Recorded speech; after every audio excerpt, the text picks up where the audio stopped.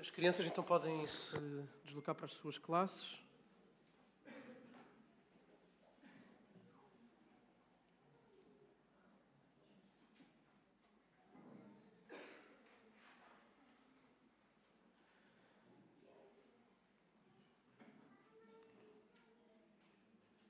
Nós vamos continuar o livro de Atos, que é onde nós temos estado a caminhar. Já chegamos à metade, ou chegamos à metade do livro. E nós temos estado a acompanhar o início do ministério missionário do apóstolo Paulo. E é bom quando nós podemos chegar ao fim de um empreendimento, ao fim de uma iniciativa e fazer um relatório, afirmando que completámos aquilo que estava proposto, aquilo que nos foi proposto fazer. É isso que se espera, por exemplo, numa empresa, quando ela tem objetivos anuais, que quando o ano se completa, se possa dizer que aquilo que estava proposto foi completado, foi feito. Agora, melhor ainda do que um projeto de uma empresa, de uma associação ou de uma organização sem fins lucrativos, melhor ainda é quando esta iniciativa é uma plantação de igrejas. Ou seja, conversão de novas pessoas para uma vida voltada para Deus, confirmação da caminhada dessas pessoas e consolidação desse grupo que foi unido numa igreja local com o estabelecimento de uma liderança local aí, com o estabelecimento de presbíteros aí. E é isso que nós encontramos na primeira viagem missionária de Paulo e Barnabé. Não foi a primeira vez que Paulo fez missão, não foi a primeira vez que Barnabé fez missão, mas foi a primeira vez que eles foram enviados desta forma mais formal. Então eles foram enviados pela sua igreja de origem, Antioquia, e para aqueles que têm acompanhado esta nossa série, há duas Antioquias. Há a Antioquia da Síria, que é de onde eles foram enviados, e há a Antioquia da Pisídia, que foi para onde eles depois foram também partilhar o Evangelho. Então eles foram enviados por esta igreja, e depois de uma viagem de cerca de um ano, mais ou menos, eles regressam à igreja que os enviou. Eles voltam à igreja que os enviou e fazem então esse relatório de como Deus agiu e trabalhou através deles. A viagem de Paulo e de Barnabé começou em Chipre, ok? Onde é a atual Chipre, a ilha no Mediterrâneo, no capítulo 13, que foi que nós vimos. Depois foram para o sul da Galácia, que é a norte de Chipre, ok? E para a região da Panfília, que foram caminhando mais para norte. E hoje nós temos o capítulo 14. Nós vamos ver o terceiro, o quarto e o quinto episódios desta viagem, deste relato de Lucas da primeira viagem missionária. E descreve a proclamação, a pregação do Evangelho em Icónio, depois em Listra e depois em Derbe e Peres. Então vamos ver a proclamação do Evangelho nestes lugares.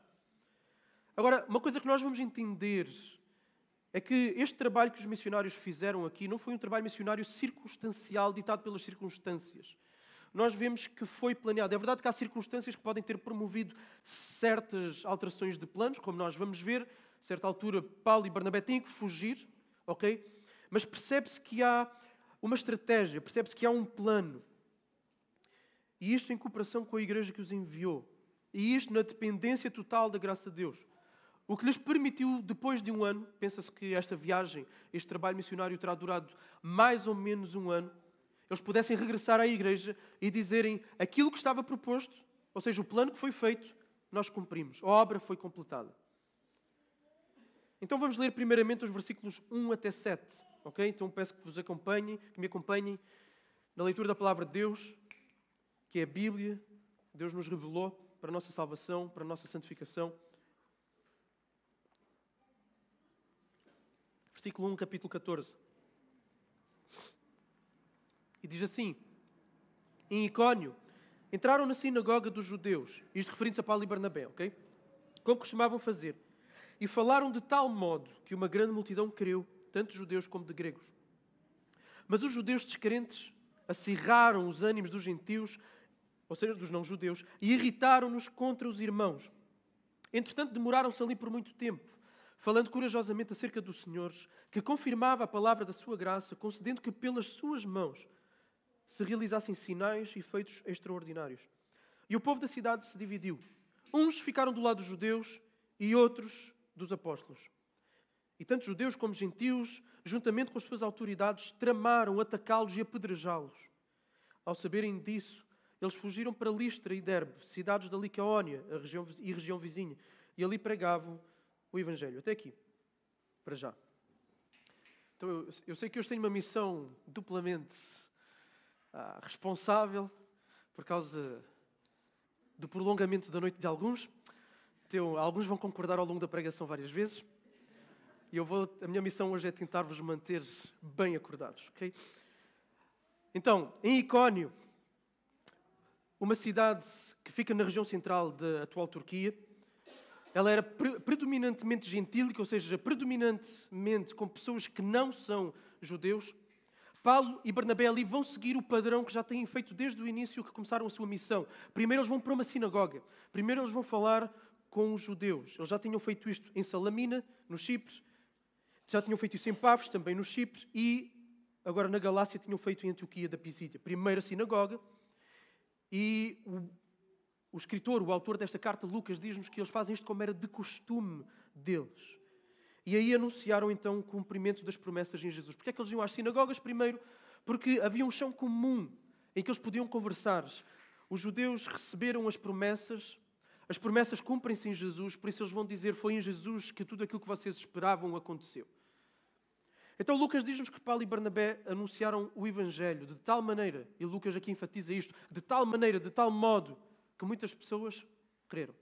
Ou seja, houve poder na transmissão do Evangelho. Houve pessoas que acreditaram, houve pessoas que depositaram a sua fé em Jesus como o Salvador e o Messias de Israel. No entanto, houve quem não cresce, como há sempre. Há sempre quem não crê. Houve quem não cresce. Um grupo de judeus recusou-se a chegar à fé em Jesus.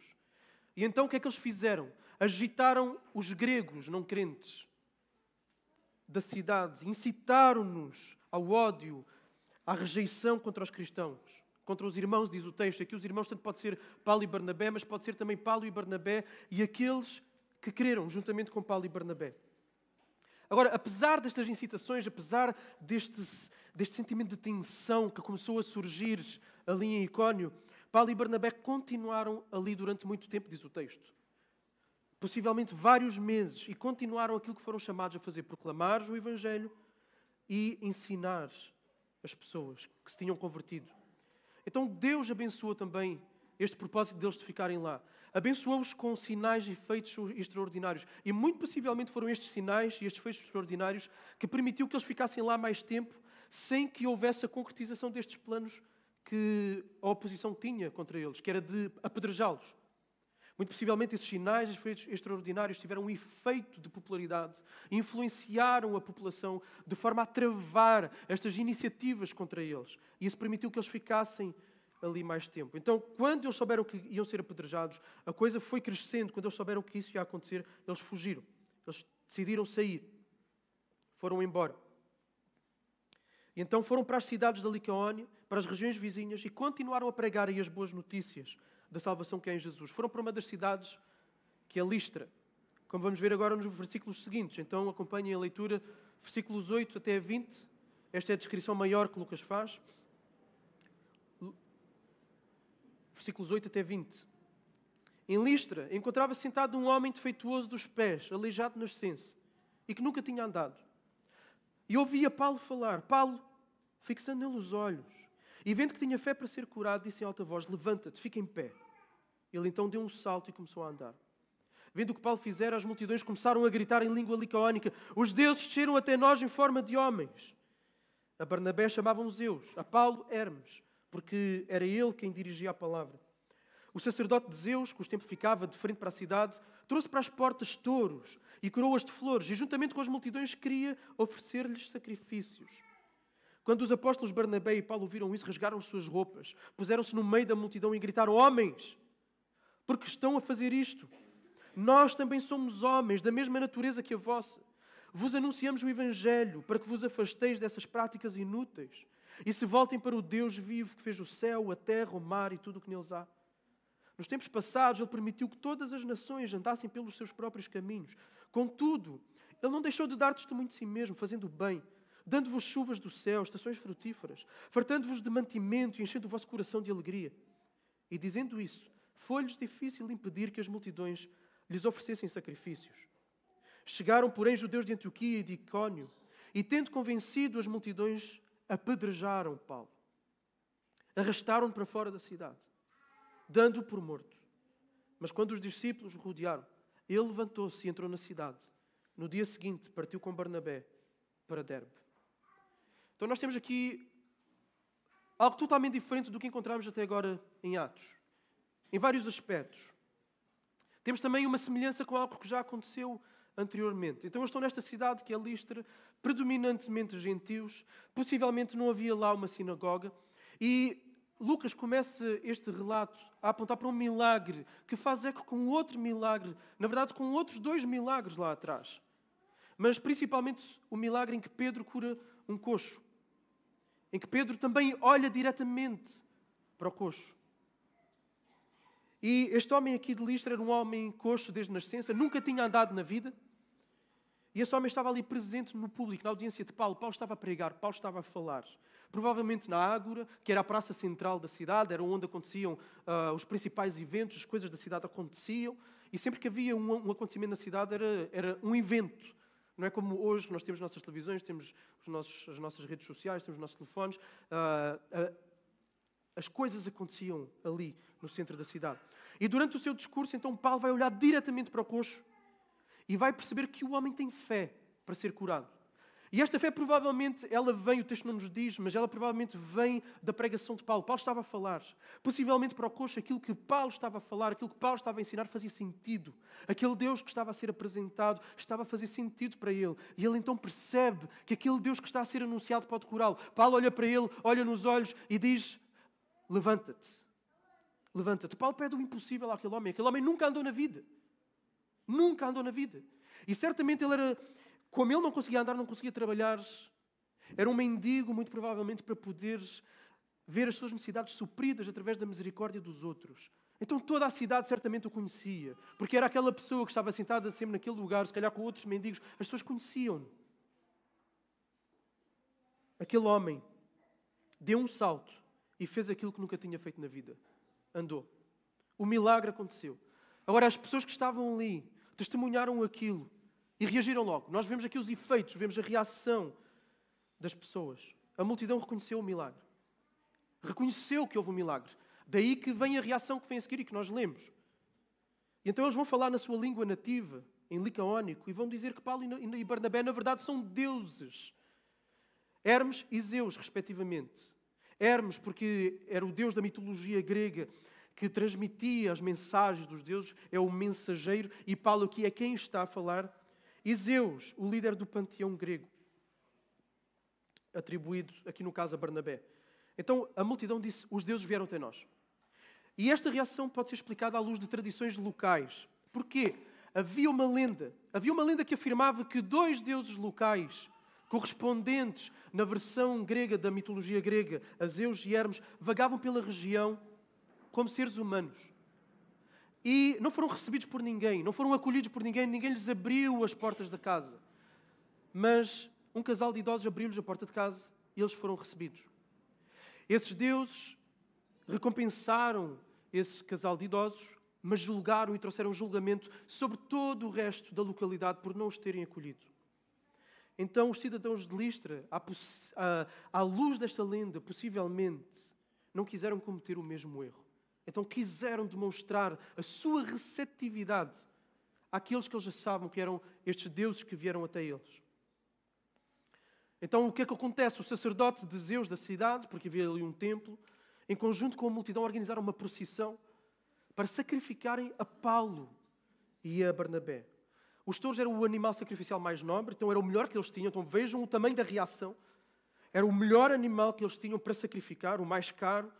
Normalmente oferecidos só a Zeus, porque Zeus era considerado o deus mais forte, o deus principal do panteão. E depois do abate dos touros, o que acontecia é que haveria uma refeição de carne. E as grinaldas que o texto menciona eram depositadas no santuário. Agora, quando Paulo e Barnabé percebem aquilo que está a acontecer, o que é que eles fazem? Rasgam as suas vestes. Numa demonstração de horror, numa demonstração de revolta contra aquilo que está ali a ser feito. E do meio da multidão gritaram um discurso. E muito possivelmente este discurso foi feito por Paulo. E na primeira parte, então, do discurso, é afirmado, qual é a primeira coisa que eles afirmam? Nós somos como vocês, nós somos seres humanos, somos de carne e osso como vocês. Eles estão a dizer que não são deuses, por isso não devem receber os sacrifícios. Então eles pegam naquilo que está a acontecer e vão anunciar o Deus verdadeiro. Mas começam por dizer, eles não são deuses. Okay? Na segunda parte do discurso, Paulo vai afirmar que eles estão ali com um propósito. E aqui Paulo faz a ponte. Aqui Paulo vai trazer aquilo que ele quer anunciar às pessoas. Ele vai fazer uma ponte. Ele ganhou a atenção das pessoas, através do milagre, naturalmente, e ele então vai afirmar qual é o propósito dele ali, anunciar as boas notícias que aqueles cidadãos precisavam de ouvir. Na terceira parte, o que é que encontramos? O conteúdo dessas boas notícias que eles estão a proclamar. E este conteúdo, reparem, ele é totalmente diferente de tudo o que encontramos até agora em Atos. O conteúdo deste sermão, ou deste discurso, não é cristológico, não é centrado na pessoa de Cristo diretamente. Ele eventualmente poderia chegar lá, mas não vai chegar, ok? Mas não é. Ele é teológico, primeiramente. Isto devido à audiência que está à frente deles. O que é que significa? Eles tinham ali uma audiência pagã. Não partia das mesmas premissas, das mesmas bases de conversa. E por isso ele então vai partir daquilo que é a criação, daquilo que é a natureza, como nós vemos. Depois, ele vai exortá-los a abandonarem a idolatria. Numa linguagem que é típica do Antigo Testamento. Então, embora Paulo não esteja a ter um chão comum de conversa a partir das Escrituras com aquelas pessoas que não conheciam as Escrituras, não é a mesma coisa que estar numa sinagoga, ele está a usar conteúdo bíblico. Porque ele usa a linguagem típica do Antigo Testamento. Ele vai adjetivar as práticas idólatras deles como sendo inúteis, como sendo infrutíferas. Isto lembra-nos textos do Antigo Testamento, como aqueles em que se faz um boneco de madeira, mas eles não falam, eles não andam. Ok? E então ele exorta-os a se voltarem para Deus, que é adjetivado também como sendo Deus vivo, uma linguagem também veterotestamentária. E isto em contraste, Paulo está aqui a fazer um contraste com os outros deuses. Este é o Deus. Se ele diz, este é o Deus vivo, ele podia ter dito o Deus. Ele disse o Deus vivo. Significa que os outros não são. E esta expressão no Antigo Testamento, Deus vivo, é usada para descrever a realidade do único Deus verdadeiro, existente, que criou o céu e a terra. E é nessa direção, então, que vai o discurso de Paulo. Ele primeiro fala para eles se virarem para o Deus vivo, uma expressão ligada ao Deus Criador, e ele então vai falar da criação. E vai afirmar que Deus é o Criador do céu, da terra, do mar e de tudo o que neles há. E na terceira afirmação, que podemos encontrar no versículo 16, Paulo afirma que Deus deixou os povos entregues a si mesmo. Deus deixou os povos entregues à sua própria idolatria. Deus não deu às nações uma revelação especial como deu a Israel. Okay? Deus deixou-os entregues a si mesmos, como nós encontramos em Romanos, no capítulo 1, que Deus deixa as pessoas entregues ao seu próprio pecado. Então Deus deixou-os entregues. Agora Paulo vai apelar a esta criação e vai apelar que Deus ainda assim manifestou a sua bondade. Embora Deus não tenha dado esta revelação especial a todas as nações, Deus não deixou de dar testemunho de si mesmo. Ele deu a providência da natureza para que eles possam viver em alegria. É o que diz o apóstolo Paulo.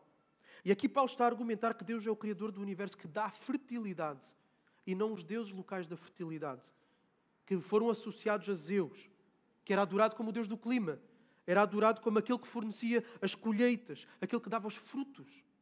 Então aqui Paulo está claramente a fazer um contraste religioso, um confronto religioso. O discurso de Paulo foi claro, mas as pessoas não deixaram-se convencer. A se afastarem dos seus deuses, a virarem-se para o único Deus verdadeiro, e o máximo que Paulo e Barnabé conseguem fazer é que eles parem de oferecer sacrifícios. Eles conseguem chegar nesse ponto, mas é só isso. O episódio em Listra vai piorar quando chegam os judeus das cidades por onde Paulo e Barnabé tinham estado antes, em Antioquia e em Icónio. Não foram os cidadãos de Listra que promoveram, que tiveram esta iniciativa da perseguição, mas sim os judeus de outras cidades que estavam em Listra, promoveram esta perseguição, persuadiram as multidões a se oporem aos missionários, e assim o que é que acontece? O apedrejamento.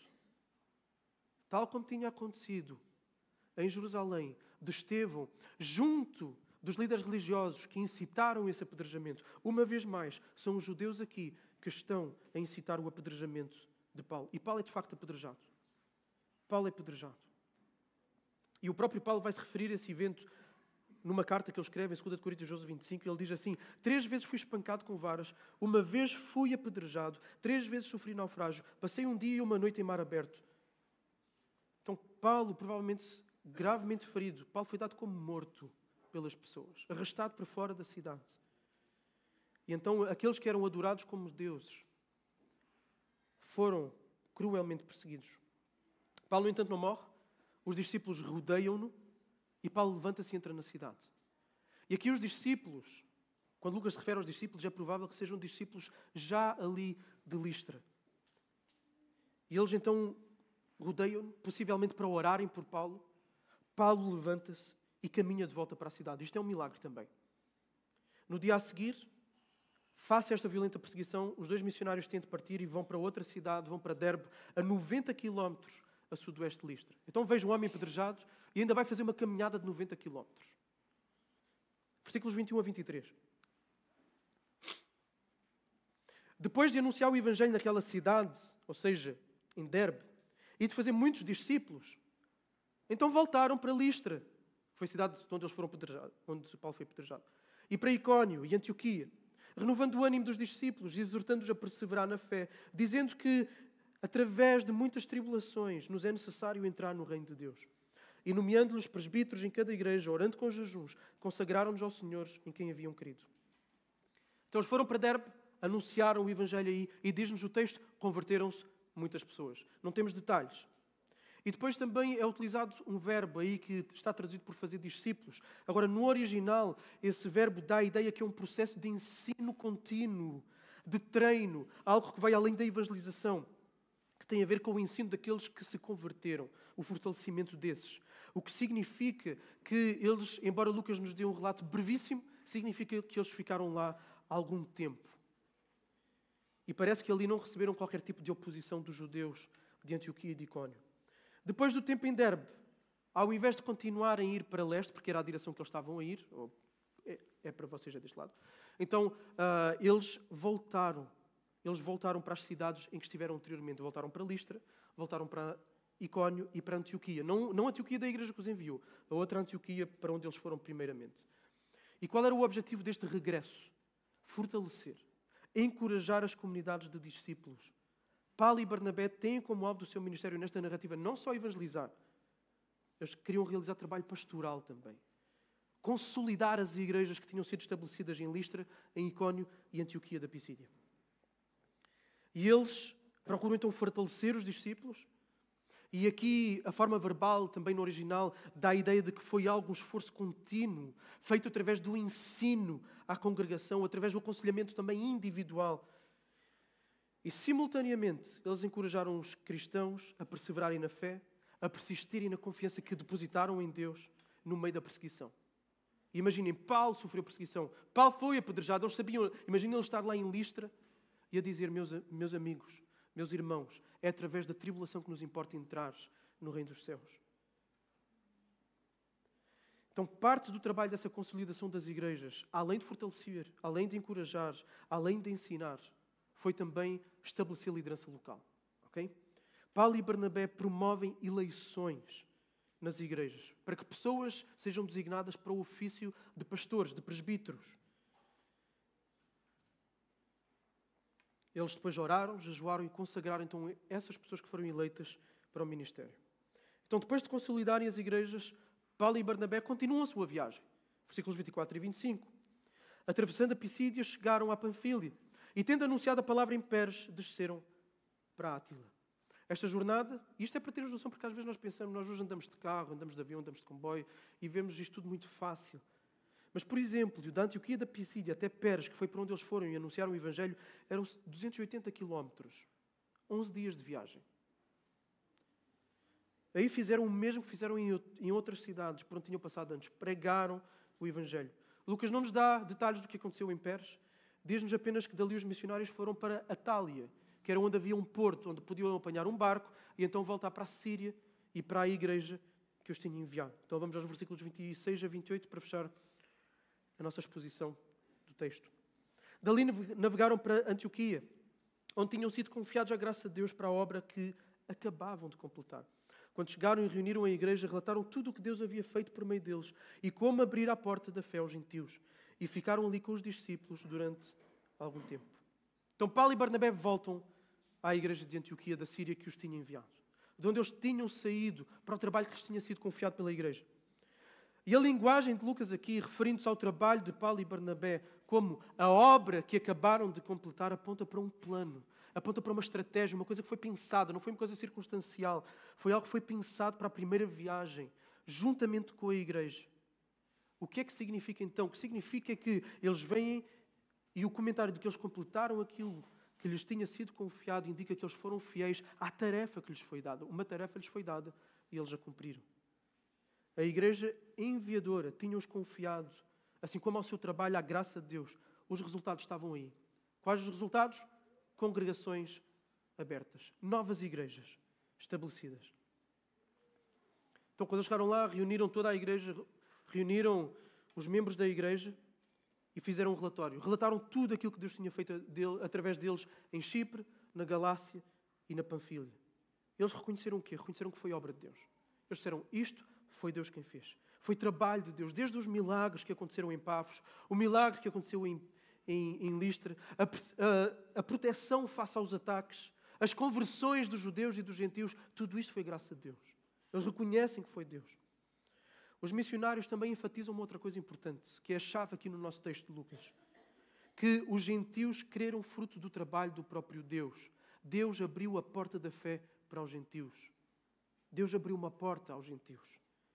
Deus levou a salvação. E lembrem-se, isto é o tema de Atos. Este é o tema de Lucas. Nós temos que sempre trazer, quando pegamos num texto, temos sempre que trazer o tema daquele livro. Ok? Para nós interpretarmos bem o livro. Por isso é que é importante, quando nós lemos a Bíblia em casa, nós devemos de ler, o ideal é que nós leiamos o livro todo. Comecemos numa ponta do livro e terminemos na outra, para entendermos qual é o tema, qual é o argumento principal do autor, para podermos encaixar aquilo que vamos lendo naquilo que é a ideia do autor. Então, Atos é para mostrar como o reino de Jesus veio, Jesus morreu, Jesus ressuscitou, Jesus deixou uma missão para a sua igreja. Levar o Evangelho até os confins da terra. Além das fronteiras políticas e étnicas de Israel. Levar-se para todas as nações. As evidências estão aqui. Deus abriu a porta aos gentios. Agora, podem-se perguntar, então, mas com Cornélio, Pedro foi à casa de Cornélio, Cornélio era gentil, Cornélio não era crente. Ele converte-se, a sua casa, os seus amigos, as pessoas daquela casa convertem-se. E depois Pedro traz o relato à igreja de Jerusalém e eles vão dizer, afinal Deus também derramou graça sobre os gentios. Sim, é verdade, Lucas já falou disso. Mas este texto aqui é diferente no sentido em que nós temos uma conversão em massa dos gentios. Começa assim e vai crescendo, crescendo, crescendo. E é esse o objetivo de Atos, mostrar esta expansão. Então, tendo terminado a sua missão, que se pensa que terá durado cerca de 1 ano, depois de relatarem tudo o que aconteceu, eles voltam à igreja local e vivem a vida da igreja local. Eles vão ficar lá durante algum tempo. Depois vão fazer mais viagens, mas para já ficam um tempo ali com a igreja de Antioquia, a igreja deles. Ok, recapitulando, para podermos ir para os ensinos e as aplicações. No episódio de Icónio, que é a primeira cidade, nós temos 2 incidentes breves. Ok? Primeiro, Lucas narra a proclamação do Evangelho na cidade, mais especificamente na sinagoga. Há uma conversão de grande número de judeus, de gentios. A oposição começa a crescer, começa-se a sentir. Paulo e Barnabé continuam a pregar, mas depois chega a um ponto que a tensão sobe de tal forma que eles têm que fugir. Então fogem. Este foi o primeiro episódio que nós vimos. O segundo episódio, que é o mais longo, tem 3 incidentes. Basicamente, começa com a cura de um coxo.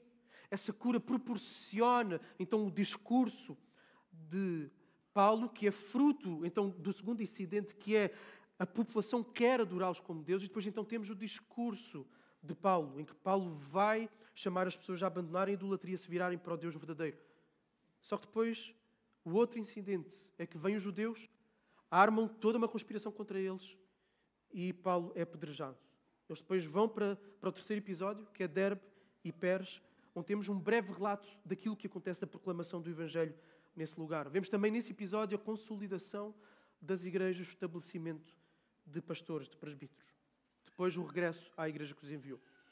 Ok? Este é o nosso texto. E Lucas, neste texto, ele continua a mostrar e a ilustrar a prioridade do ministério de proclamação do Evangelho por parte de Paulo e Barnabé junto dos judeus. Mas o foco nesta secção está principalmente no ministério junto de quem? Dos gentios, dos não-judeus. Vemos muitos gentios a se converterem. Continuamos a ver também judeus. Algo que já tínhamos visto antes, continuamos a vê-los a fazer isto. Continuamos a ver a rejeição. Eles rejeitaram o Messias, eles crucificaram o Messias. Eles agora rejeitam os apóstolos. Já tinham rejeitado Pedro, João. Eles rejeitam Paulo e conduzem o apedrejamento de Paulo. E nós vemos a afirmação de Paulo no final deste texto de como Deus abriu a porta aos gentios. O foco é os gentios. O foco é esta transição da fronteira étnica e política, geográfica de Israel para as nações, para os gentios. Jesus continua a expandir o seu reino. É isto que Lucas quer mostrar. Além das fronteiras étnicas de Israel, para lugares cada vez mais diferentes e com um detalhe que este texto também traz. Para lugares com cosmovisões diferentes. Cosmovisão é o quê? A forma de ver o mundo. Nós vemos aqui o primeiro discurso que é dirigido para pagãos, para pessoas que não têm como base as Escrituras. Vamos ver depois Paulo em Atenas também, a dirigir-se a pagãos, a pessoas que não têm as Escrituras como base. Mas este é o primeiro. Então vemos este movimento a ir cada vez mais para fora, a estender-se. Foi para isto que o Espírito Santo mandou separar Paulo e Barnabé na igreja em Antioquia. Foi para isto. Foi assim que começou essa viagem no capítulo 13. Para levar as boas novas da salvação a lugares e a povos cada vez mais longe. Eles voltaram, a obra estava completa. Jesus expandiu um pouco mais o seu reino em direção aos confins da terra. E este capítulo fecha então a primeira viagem missionária. E vai preparar uma discussão importantíssima que vai acontecer a seguir no capítulo 15.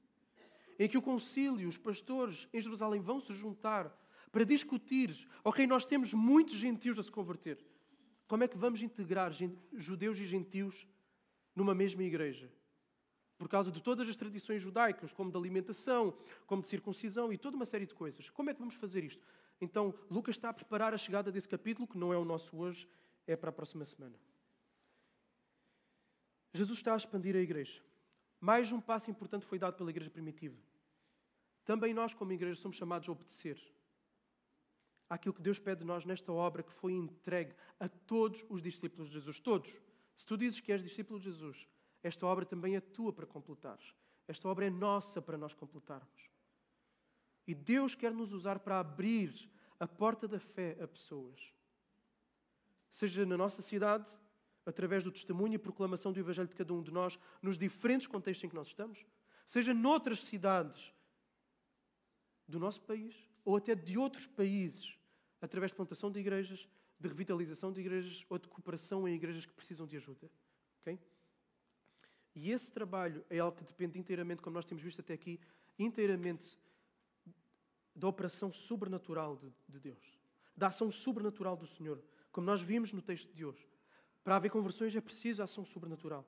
Para proteção face aos ataques à oposição é preciso a ação sobrenatural. Para reversão de situações humanamente impossíveis como as que vimos hoje é preciso a ação sobrenatural. No entanto, Deus, mesmo Ele agindo, mesmo sendo a sua graça, mesmo sendo a sua soberania, mesmo sendo o seu poder, Ele quer nos usar para fazer a sua obra através de nós. Foi o que eles disseram à igreja de Antioquia. Deus realizou esta obra através de nós. Então, nesse sentido, há coisas concretas e práticas que nós somos chamados a fazer para completarmos a obra que Deus nos deu. Em primeiro lugar, é nos dispormos. Ok? A primeira coisa a fazer é nos dispormos. Tal como Samuel, quando Deus o chamou, ele disse: eis-me aqui, fala, Senhor. Isaías, quando ele tem aquela visão de Deus, ele diz: eis-me aqui, Senhor, envia-me a mim. E isso é o que é esperado de todos nós. Isso é o que é esperado de cada discípulo. Então a nossa atitude deve ser a de disponibilidade. Devemos constantemente afirmar essa disponibilidade para Deus. O problema é que às vezes vivemos a nossa vida tão autocentrada. Vivemos a nossa vida tão em função de nós próprios. E às vezes não é por mal, às vezes é deixar-nos levar pela rotina, pelas coisas, pelo trabalho, pela carreira, pelos nossos objetivos pessoais, pelos nossos sonhos. E não nos dispomos constantemente nas mãos de Deus. Outro problema que muitas vezes surge é que nós temos situações na nossa vida, coisas, problemas para resolver, que são fruto de imaturidade cristã. São problemas no casamento, por obstinação, por egoísmo. São problemas na nossa caminhada cristã de santidade, pecados que não abandonamos. E andamos a perder tempo com isso, por desleixo, por negligência, por falta de zelo, por falta de santidade, por falta de amor, por falta de paixão por Deus. E andamos a perder tempo, em vez de nos dispormos para sermos usados nas mãos de Deus com poderes. Não quer dizer que é preciso estar num patamar de santidade, mas o problema é que às vezes andamos a perder tempo que nos consome as energias todas. E devemos sim lutar para a mortificação da nossa carne, devemos sim lutar para termos relacionamentos melhores, etc, etc. Sim, mas há um certo nível de pecados, há um certo nível de dificuldades que nós permitimos por negligência, que nos impedem de nós sermos usados por Deus. E andamos a perder tempo. Então, em primeiro lugar, nos dispormos para sermos usados nas mãos de Deus. Em segundo, no campo individual, nós devemos ser mais intencionais nos nossos relacionamentos com pessoas que nós conhecemos, com pessoas que se cruzam connosco, a fim de lhe apresentarmos o Evangelho. De uma forma clara. Já tenho dito aqui, volto a dizer, vou dizer sempre. Okay? O nosso testemunho de integridade no trabalho, o nosso testemunho das boas obras nos nossos relacionamentos perto dos vizinhos, isso não é o Evangelho, isso não é anunciar o Evangelho, isso não é falar de Jesus. Isso é ter uma vida coerente com a fé que nós afirmamos e que vão adornar, dar credibilidade e dar força àquilo que nós vamos falar de Jesus. Mas para podermos afirmar que evangelizamos, que partilhamos o Evangelho com alguém, temos que abrir a boca para falar e falar de Jesus. Falar da boa notícia que há em Jesus, da salvação que Ele proporciona, do problema que nós temos, que é o pecado que nos separa de Deus. Temos que dizer isso com todas as letras às pessoas. Há espaço para o serviço amoroso, há espaço para as boas obras. Nós vimos isso, o milagre. O milagre que foi feito em Listra. É isso, é uma demonstração do amor, da compaixão de Deus para com um homem que não andava, nunca andou na vida. E isso dá credibilidade, dá força à mensagem que é anunciada. Então, o nosso serviço amoroso, a nossa bondade, a nossa compaixão é para ser demonstrada. Então, nos teus relacionamentos, não sejas aquele trabalhador que vai para o trabalho carrancudo, chateado, porque é segunda-feira e tem que ser mais um dia de trabalho aborrecido e eu não aguento mais o meu ambiente, não aguento mais o meu patrão e eu quero entrar aqui, sair o mais depressa possível e ir para casa. Essa é a forma como a maior parte das pessoas trabalham. Ok? E depois, por isso fazem 50 pausas pelo trabalho, para o café, para o cigarro, enfim, para alguma coisa, porque não querem estar ali. Nós temos de ter uma postura diferente. Temos de ter uma postura de bondade, de compaixão. Nós estamos ali para mostrar a beleza do que é uma vida cristã, a fim de anunciarmos a beleza que é a mensagem do Cristo Jesus crucificado por nós. Então vamos mudar a forma como nós encaramos o nosso trabalho, como nós encaramos os nossos relacionamentos, a nossa família. Vamos ser bondosos, amorosos, compassivos. Em terceiro lugar, envolvamo-nos com a igreja, para que o Senhor possa, quando quiser nos dirigir em determinada direção para um trabalho missionário estruturado, planeado, estratégico, então nos dirigir. Vamos envolver com oração, todos nós, envolver com oração, seja em casa, seja participando em alguma das reuniões de oração da igreja. São três horários diferentes. Participa da reunião de oração. Pergunta-te a ti próprio, o que é que me faz não participar da reunião de oração? Qual é o motivo? Será que não é um motivo que é ultrapassável? Será que se houvesse uma coisa importantíssima na minha agenda, eu não faria esse esforço? É que esta é uma coisa importantíssima na tua agenda, a reunião de oração. Envolvamo-nos financeiramente. Não há trabalho missionário sem recursos humanos. Sem recursos financeiros. Examina como é que está o estado da tua contribuição regular financeira na igreja. Mas envolve também em te preparares, em te capacitares biblicamente para seres tu o enviado. Não importa a idade que tenhas. Não importa se já estás na reforma ou se estás a caminhar para lá. Não importa ou se és jovem. Prepara-te. Estuda a Bíblia. Lê bons livros. Estuda teologia. Prepara-te de forma séria, de forma consistente. Porque Deus pode te enviar.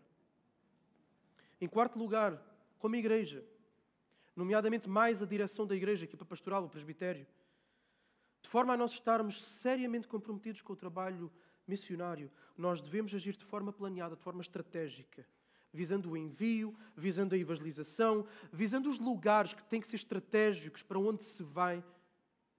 o ensino dos novos crentes que se convertem naquele lugar, a consolidação dessas igrejas plantadas por meio do ensino e do estabelecimento de presbíteros. Foi assim que a igreja de Antioquia fez. É assim que nós vemos o ministério de Paulo depois continuar.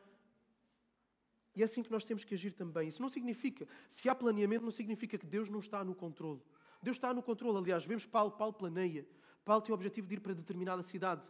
E há uma certa altura que Deus vai dizer, tu não vais para esta cidade. Ele fecha as portas para ir para aquele lugar. Então, Deus, nós colocamos-lo na equação, mas daquilo que nós sabemos, daquilo que é ao nosso lado, daquilo que são as nossas responsabilidades, nós planeamos, nós nos organizamos. Então, nesse sentido, devemos orar pedindo sabedoria a Deus para este planeamento organizado e estratégico da nossa igreja. Da nossa primeira plantação, Portimão, a nossa primeira plantação, nós podemos tirar muitas aprendizagens para trabalhos futuros, de coisas que devemos de fazer e de coisas que não devemos de fazer. Ok? De coisas que é para repetir e de coisas que decididamente não é para repetir. Foi a primeira, há coisas que se aprendem, há conclusões que se tiram. Então, vamos aprender a partir desta primeira plantação. Agora, atualmente, a nossa prioridade estratégica neste momento, a nossa prioridade estratégica como igreja neste momento, para completarmos a obra que sabemos que Deus nos deu neste momento, é de formar homens teologicamente e no seu caráter, a fim de termos recursos humanos disponíveis, vindos de dentro, formados a partir da nossa comunidade local, para enviar, colocando-os disponíveis nas mãos de Deus. Então, estrategicamente, o nosso plano neste momento é este, formar. Então, orem por isso. Orem por aqueles que estão a ser trabalhados e que estão a ser formados intencionalmente no nosso meio. Que nós queremos formar e quando esses acabarem de se formar, vamos formar outros. Uns não vão lá nenhum, vão ficar cá, mas vão servir. Outros poderão ser enviados. Mas estamos a criar recursos humanos capacitados, tal como Paulo e Barnabé eram os melhores da igreja local deles e os melhores foram enviados. É isso que nós queremos fazer. Agora, neste capítulo temos também presentes outros temas importantes ligados ao trabalho da expansão do Reino de Jesus, que nós devemos ter em consideração se nós queremos completar a obra missionária, se nós queremos completar aquilo que Deus nos deu para fazer. Primeira coisa, proclamação do Evangelho o tempo inteiro, em todo o lugar. Okay? Ao longo deste capítulo nós vemos o elemento principal do trabalho missionário. Eu volto a dizer que podiam não estar cá todos quando, já falei isso, que já foram 2 vezes, volto a dizer uma terceira. O trabalho missionário é pregação do Evangelho.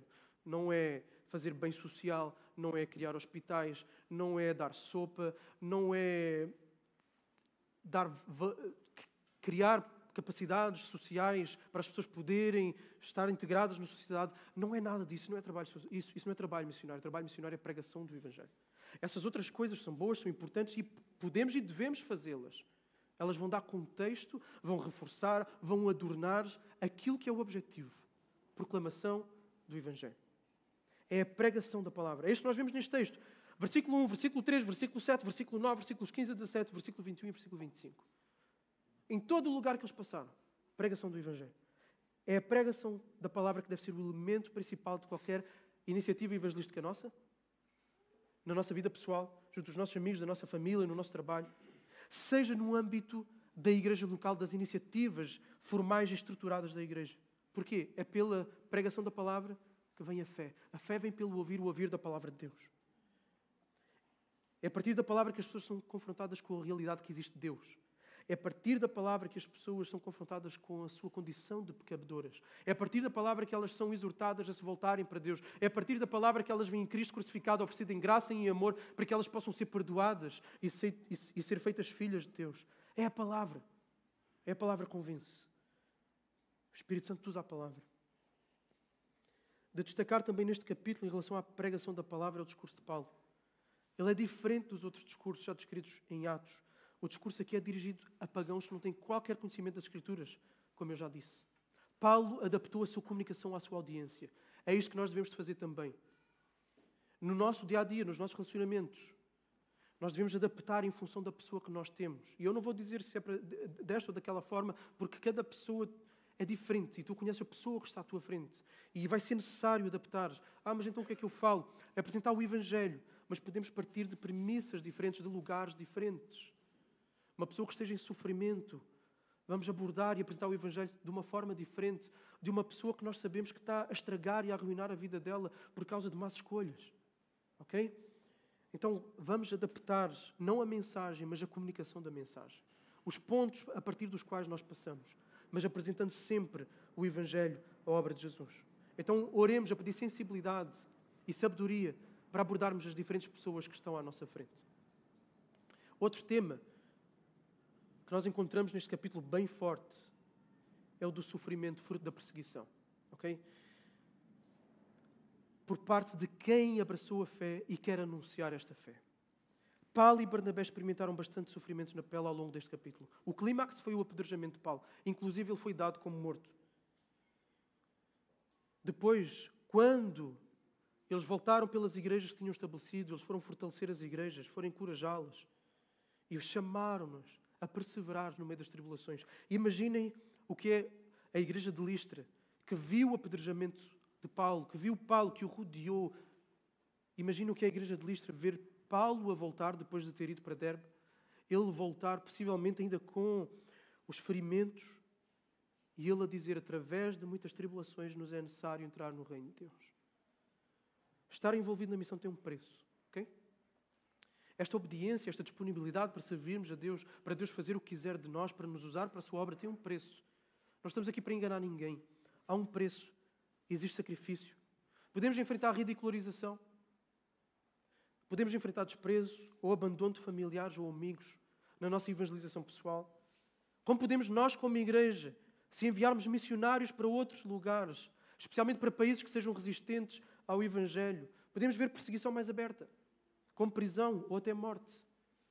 E basta, e não é preciso pensarmos num país como a Coreia do Norte ou num país como o Irão.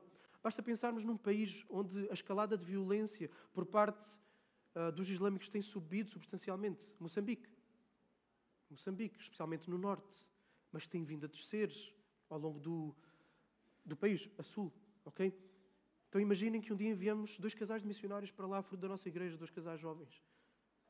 Eles podem sofrer perseguição e perseguição feroz. E são pessoas que nós conhecemos, pessoas que nós amamos, pessoas que nós vimos crescer. Mas isto é o Evangelho, isto é o serviço ao Evangelho. O sofrimento em prol do Evangelho neste mundo é real, é doloroso. Mas a esperança do mundo vindouro é uma âncora que nos dá força para estes momentos. Então estejamos todos dispostos a pagar aquilo que for necessário pela expansão do reino de Jesus. É o que vai ficar para a eternidade. É o que vai ficar para a eternidade. O resto da nossa vida é passageiro. O que vai ficar para a eternidade é o nosso investimento no reino. Não é o nosso investimento nas ações. Não é o nosso investimento numa casa. Não é o nosso investimento na nossa carreira. É o reino. Estejamos dispostos a sacrificar o nosso tempo para nos prepararmos, para orarmos, para evangelizarmos, para sacrificarmos as nossas energias, as nossas emoções e relacionamentos de partilha do Evangelho, de serviço aos outros, para fortalecer e exortar os nossos irmãos da igreja. Sacrifiquemo-nos em prol da igreja. Sacrifiquemos o nosso conforto, os nossos recursos. Sacrifiquemos tudo de nós pelo reino. Este é o caminho da verdadeira felicidade. É este que vai trazer realização pessoal. É este que vai trazer verdadeira alegria. Esse é o caminho do reino. Se esta já tem sido uma realidade na tua vida, se tu já tens enfrentado oposição e sofrimento por causa da tua fé em Jesus, por anunciares a tua fé, seja encorajado por estas palavras do apóstolo. É assim mesmo. Foi assim com o nosso Senhor Jesus. Foi assim com os apóstolos. Tem sido assim ao longo da história da igreja. Mas no fim Jesus vai dizer para ti, servo bom e fiel. E é isso que nós queremos ouvir. Não é o aplauso do mundo, não é o aplauso do nosso ego para os nossos objetivos. Aquilo que nós temos que querer ouvir acima de tudo é servo bom e fiel. Estas são as palavras que importam e estas são as palavras que têm que ser a tua âncora nesses momentos duros, difíceis, de oposição e de sofrimento. E eu concluo. Jesus vai voltar. E Jesus está a trabalhar para a expansão do reino, do seu reino aqui na terra. Se tu ainda não fazes parte deste reino, se tu ainda não és parte deste reino, entra neste reino. Este é o nosso convite para ti nesta manhã. Vira-te para Jesus, abandona o teu pecado, abandona a tua indiferença para com Deus, confessa a tua necessidade e olha para Jesus, confia que aquilo que Ele fez na cruz é suficiente para te dar o perdão dos pecados. Olha para Ele com fé, com confiança. Volta-te para Ele nesta manhã, rende-te Entrega-te a Jesus. Irmãos, esta é a mensagem, isto é o Evangelho que nós devemos anunciar. Esta é a razão pela qual nós estamos aqui. Esta é a razão pela qual Deus ainda nos deixa vivos. Esta é a razão pela qual Ele nos dá forças, nos dá saúde, nos dá trabalho, nos dá recursos financeiros, nos dá uma cabeça, nos dá tudo para nós estarmos aqui nesta vida. É para servirmos o reino, é para nos dispormos para completar a obra. Este é o objetivo de Deus para ti e para a tua vida. Então a grande pergunta é, será que tu estás a desperdiçar a tua vida ao não servir? Ao não te dispores para servir? Ao não te preparares? Nós temos uma obra para completar. E vamos passar completamente ao lado da vida. Podemos alcançar tudo aquilo que sonhávamos ou tudo aquilo que o mundo coloca como padrão. Mas aquilo que importa é a participação nesta obra. É podermos chegar ao fim no relatório que nós vamos dar, não a uma igreja, mas no relatório que nós vamos dar ao Senhor Jesus. E vamos dizer, completei a obra que tu me deste para fazeres. É isso que importa. Não desperdices a tua vida. São coisas importantes? São coisas boas? São dádivas de Deus? São coisas dentro das quais tens de ter responsabilidade? Mas não são o principal. Essas coisas são o palco, essas coisas são o serviço para aquilo que importa, que é o reino, que é a partilha do Evangelho, o investimento na igreja, a disposição para servir. Então a minha pergunta para ti, eu quero que tu penses mesmo, tu examines o teu coração, como é que está a tua participação nesta obra? Ela está ativa ou tu és um consumidor passivo daquilo que os outros fazem e da disposição dos outros nesta obra? Porque muitas vezes é assim. Nós beneficiamos e usufruímos da disposição dos outros de completarem a obra e perdemos a alegria, porque é a maior alegria que se pode ter. É sermos usados nesta obra para os outros. Esta é a obra das nossas vidas. Esta é a obra das obras. Este é o trabalho dos trabalhos. Seja qual for a tua profissão.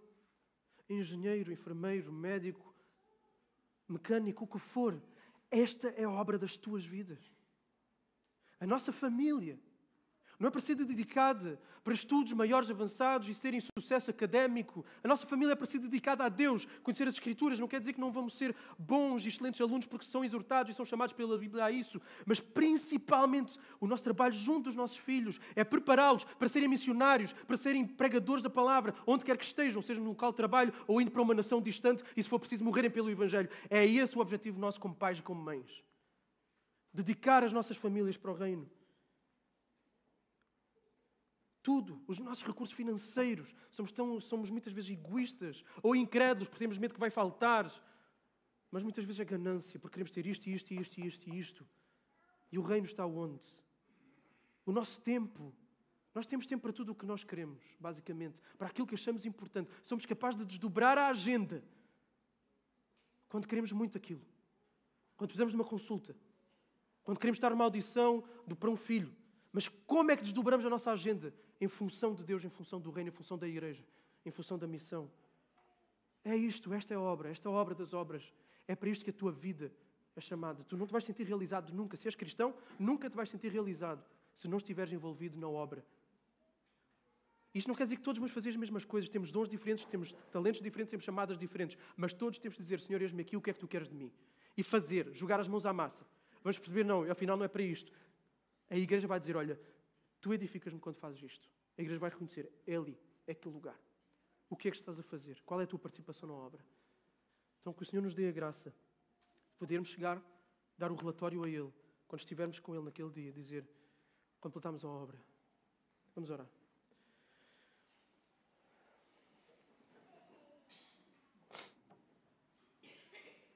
Senhor Deus, nós te pedimos que não desperdicemos a nossa vida e perdoa-nos.